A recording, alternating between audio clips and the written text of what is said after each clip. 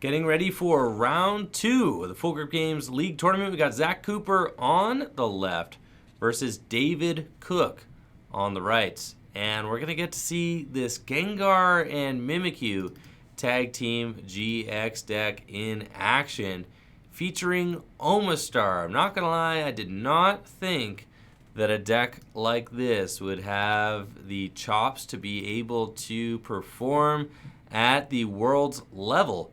But sure enough, we have got it right here for you guys to see on Tricky Jim at Full Grip Games. Excellent stuff.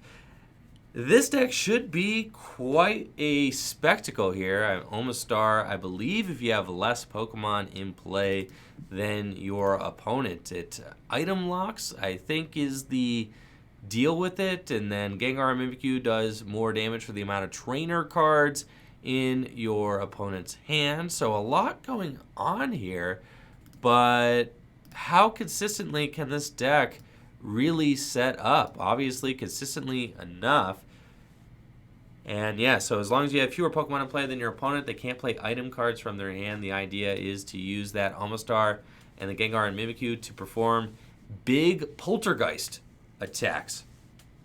Very cool. And yes, we'll see that Zac Cooper's deck is very nice. Super blinged out. Zac has got all the nicest cards. Frequent shopper at Full Grip Games, so appreciate the support from Zac for sure. And then David Cook has got himself a... what is this? Oh, Nag Quag. Oh my gosh, I can't believe it. Nag Quag. We see that Magikarp and Wailord Tag Team GX in his hand. One of the frequent criticisms of a Nagquag deck is that it's often slow to set up, but with David having multiple turns of mulligans here, then he is going to start with a huge opening hand. I think he's got his third mulligan right now, so that's an opening hand of 10 cards. He should have more than enough resources to get his strategy off the ground in this matchup.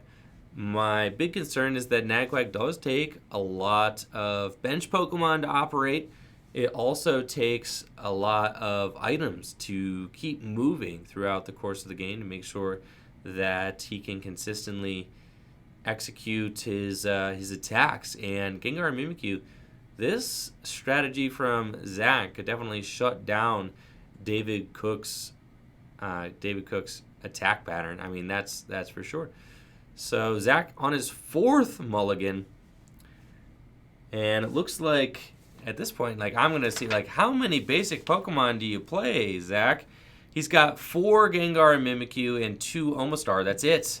It's just 4 Gengar and Mimikyu.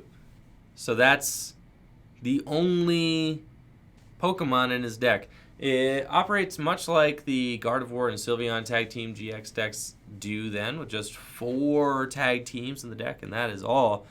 Zac can also rely on Horror House GX to slow his opponent down. You can use that on the first turn of the game. Your opponent can't play any cards from their hand during their next turn. So looks like Zac does have a Gengar finally, and I believe that, David's getting 4, 5 mulligans, something crazy. We'll see how many he's got here. 5 mulligans.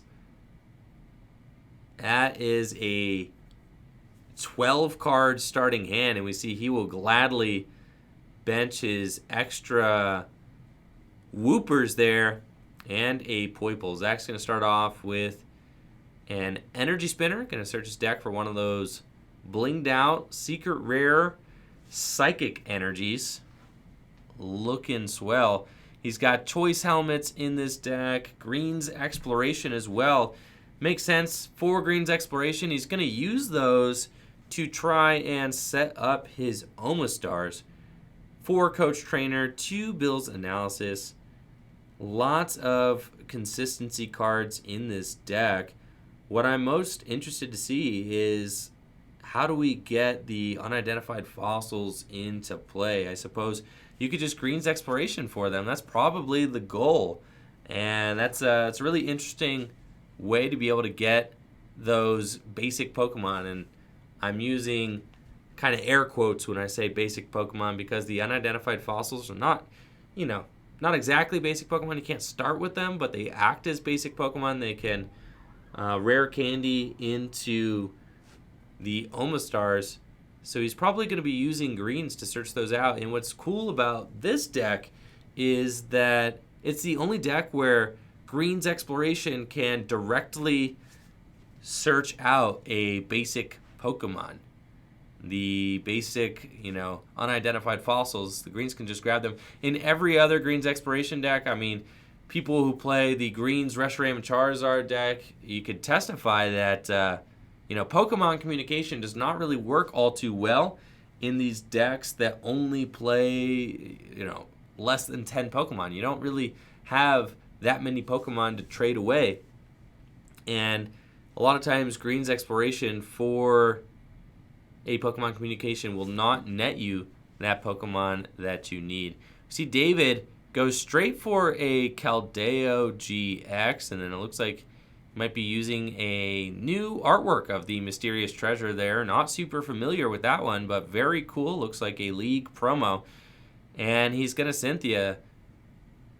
Definitely leaning into the Omastar lock if Zac ever gets the unidentified fossils into play. David will have to worry about that item lock incoming, but I think David is more or less going to rely on this Keldeo GX. However, I do expect, Zac Cooper to play Power Plant. I'm not sure if David knows that Zac Cooper has got a few Power Plant in his list, so Zac does not really need to worry about this Keldeo GX and its ability.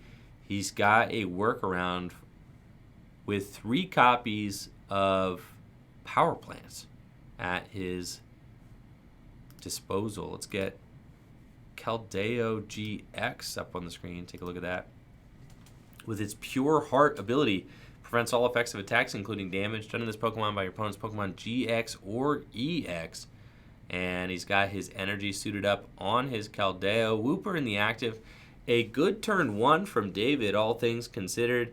He's got all the cards that he might need for an explosive turn 2. Looks like Zac is going to fail a Pokegear and then use Green's Exploration.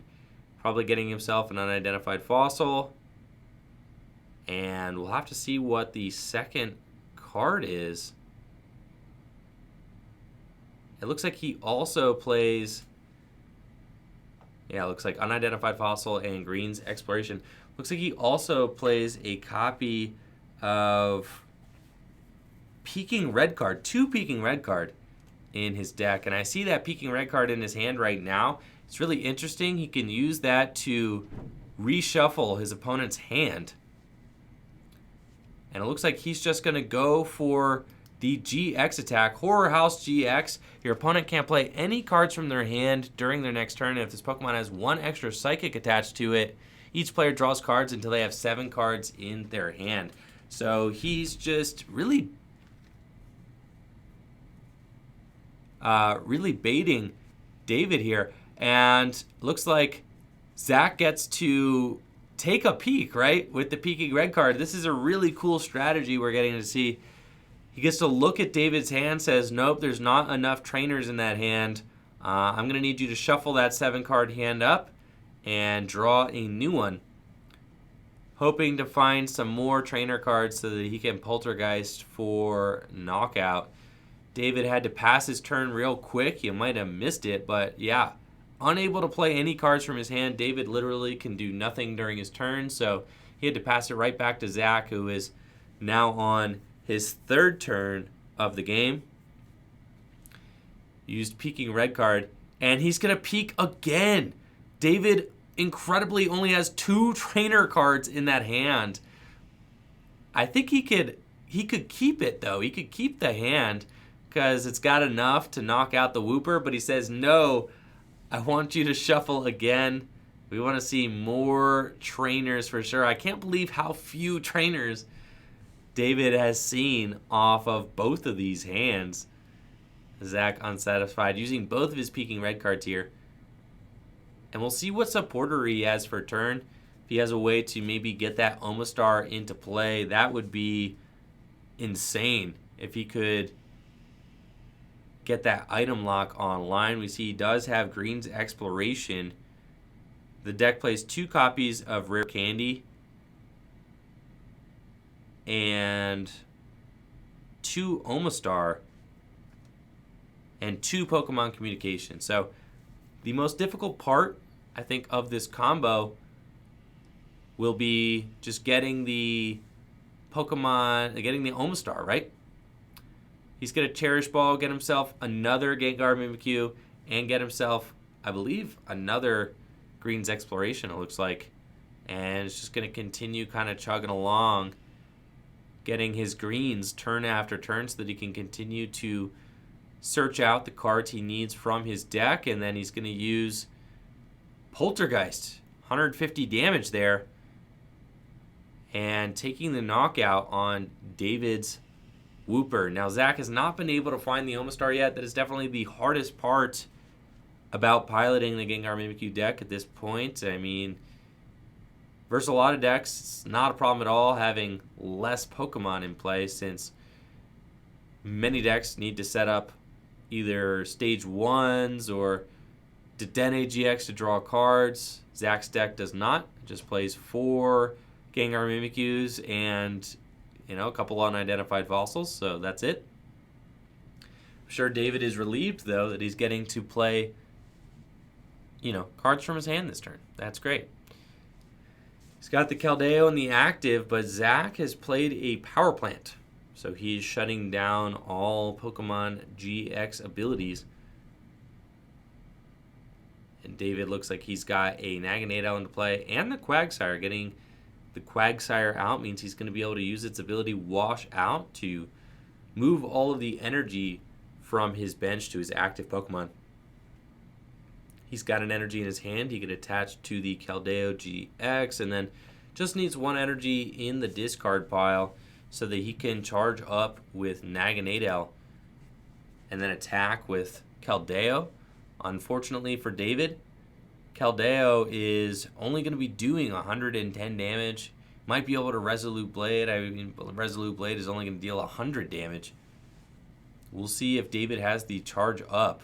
Looks like he does have an energy in his discard pile. We'll use charge up on Naganadel, Wash Out, bring it to the active. David needs a counter stadium desperately to reinstate Pure Heart.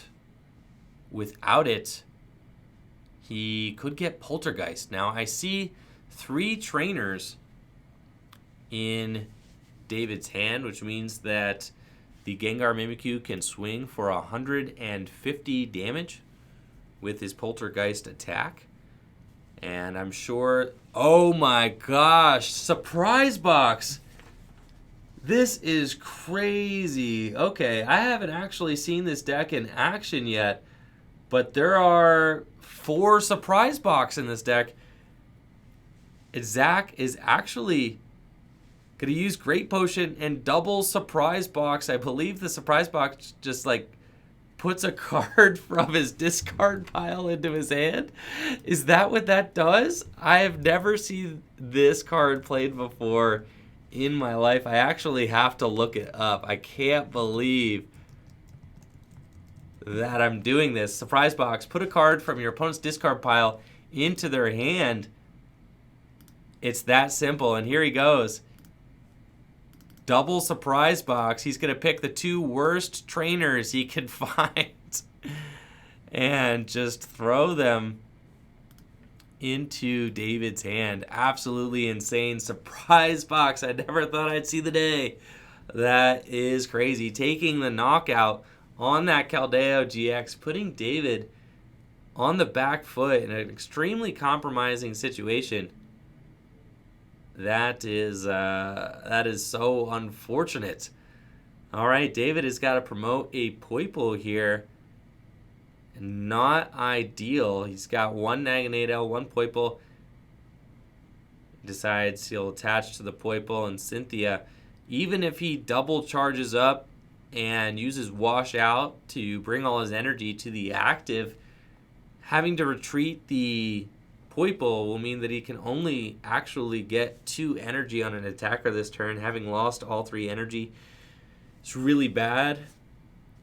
I have to see if David plays B-String in his deck, and it looks like he doesn't. He's just playing a very straightforward, consistent version of this deck with custom catchers. So no B-Strings means there's going to be no sort of bonus energy coming into play this turn.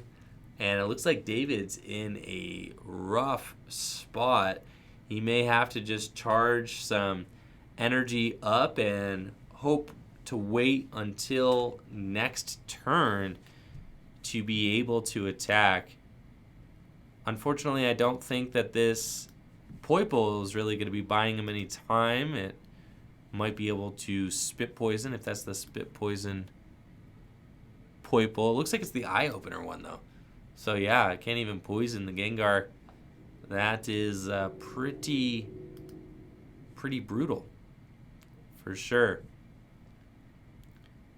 And Power Plant just coming down and shutting down the Keldeo GX strategy. Obviously, if David gets to attack a few turns with the Keldeo GX and doesn't have to worry about getting knocked out, he gets some time to kind of stabilize his strategy. But Gengar said no. Gengar said absolutely not. And what's so fun about this deck, the Gengar Mimikyu Omastar deck, is that these are cards that a lot of competitive players, myself included, counted out in this format. I mean, I didn't really think that Gengar and Mimikyu had the power or the consistency to be able to be a world's viable deck, but here it is.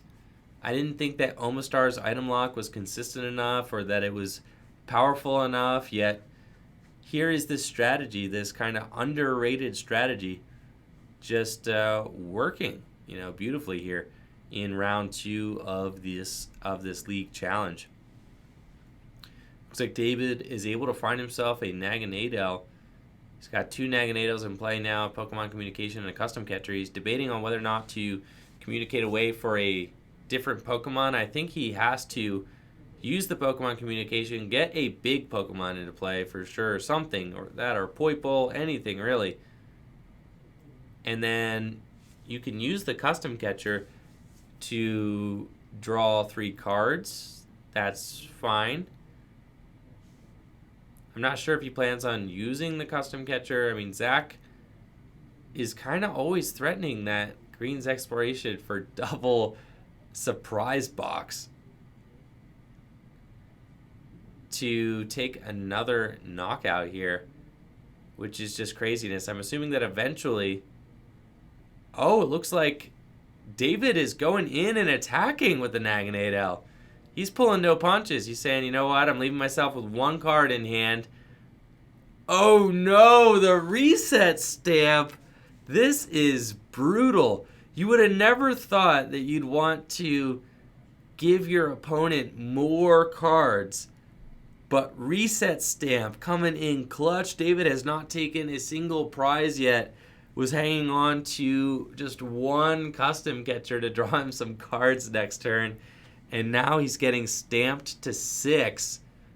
And his hand is entirely trainers. He's got 5 trainers in this hand. That poor Naganadel is going to be going down. This is absolutely devastating news.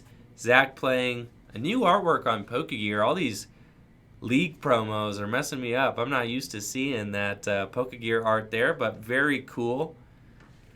Finds a coach trainer, and it looks like he's going to play it. He gets to draw 4 cards off the top of the deck. Coach trainer is a supporter card that saw a lot of play and success at the World Championships with the tag team only Pokemon decks. Seeing some play, and he's going to use double mixed herbs to heal 90 damage from his Gengar Mimikyu and Poltergeist for knockout, going down to just 2 prizes remaining. David clearly on the back foot. I mean, he's got his work cut out for him for sure. and no powerful attackers in play. He's got a Naganadel and a Ditto.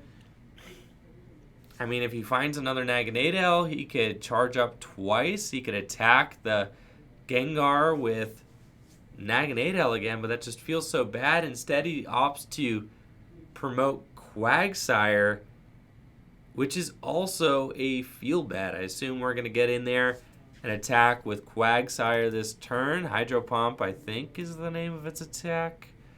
Can't say that I'm super well versed on Quagsire's attack name. Here he is. It's Hydro Pump. Let's go. So yeah, Hydro Pump is an option for David. Could deal like 120 damage this turn, but I mean, with that crushing mixed herbs play, I mean, David has just been swinging into this Gengar Mimikyu. He's attacked the Gengar Mimikyu twice. He hit it with Caldeo, got knocked out. He hit it with Naganadel, that got knocked out. And the item lock isn't even online. Zac has shown that Gengar Mimikyu by itself is fine. Yeah, you could just rock with the deck just like that. Who needs Omastar anyway when you've got Gengar and Mimikyu out here just swinging for the fences? 240 hit points, using Poltergeist, surprise box to force trainers into their hand. Absolute madness. David gets a backup Wooper in play. He does have 2 prizes. His opponent does have 2 prizes remaining, so it's not over till it's over, but, you gotta feel for David. Looks like David's going to trade the Pokemon Communication for Water Energy using the Viridian Forest Stadium in play, and I'm wondering if David has any options to be able to eventually take a knockout here. The swinging turn after turn just feels so fruitless. Almost would rather see a big Magikarp Wailord eventually make its way onto the field. I'm thinking that maybe David hopes that he can get Magikarp Wailord going next turn, and just hope that Zac doesn't have the double custom catcher he needs to be able to win the game. If some of this damage sticks, Magikarp Wailord, I guess, would be able to deal some damage here. David just needs one turn of his Pokemon not getting knocked out, that's for sure. But I'm not sure if Zac's going to give him that. He does have a surprise box, so he's going to force a trainer card back into David's hand. And we'll see. His hand looks like 2. All right, David survives the turn. Poltergeist did not get there against Quagsire with its 120 hit points. And now David kind of can take a deep breath, say, okay, I just need to knock this thing out. I've got Magikarp Wailord in my hand. And he's going to trade it away. It looks like he's looking to set up maybe another Naganadel or something like that. This game is not over for David, but Zac has his whole deck in his hand, really. I mean, this is wild, and David not having a super legitimate way to one-hit KO these Gengar Mimikyus is definitely a problem. However, we see he is starting to get that energy flow going. He's got 5 energy in play now. He's going to, I think, do some math here, and he might just consider knocking out this Gengar Mimikyu with the damaged Quagsire. Take his 3 prizes, and he doesn't want to, give Zac too many targets, so he wanted to try and limit his hand. Didn't use Erica's, didn't use Dedenne GX. He didn't want to go put a GX in play and give Zac an opportunity to take out a Pokemon GX. So it looks like Zac's going to use greens, and he's going to get a custom catcher. He's going to also grab a Pokemon Communication. We might finally see the Omastar come into play. And there it is. I assume we're going to see the rare candy come down for that Omastar. There's the rare candy. And Omastar is finally online. Item Lock and Poltergeist taking the knockout.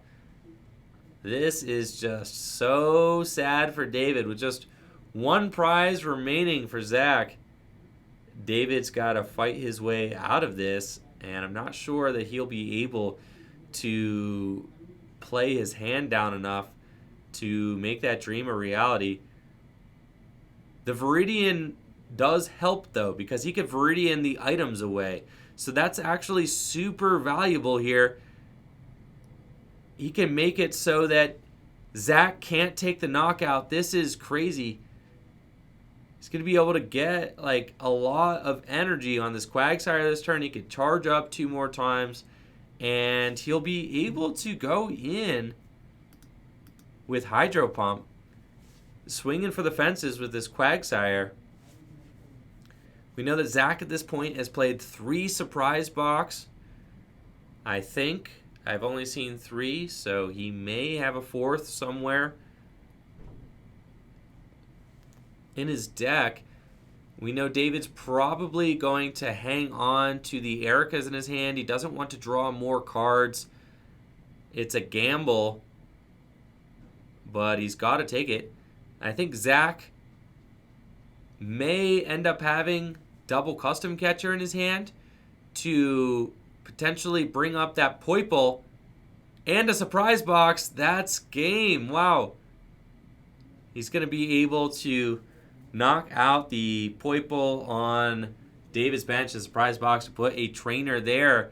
Zac Cooper emerging victorious with Gengar Mimikyu Tag Team GX featuring Omastar, the unlikely duo. Looking pretty powerful here in the second round of the Full Grip Games League Challenge. Excellent stuff. That was a really awesome display of the Gengar and Mimikyu deck. I think that Zac played it very methodically, and it looked good, looked strong, definitely exceeded my expectations. We're going to get Zac Cooper back here to talk a little bit about the Gengar and Mimikyu Tag Team GX deck, so hang tight. We'll be right back.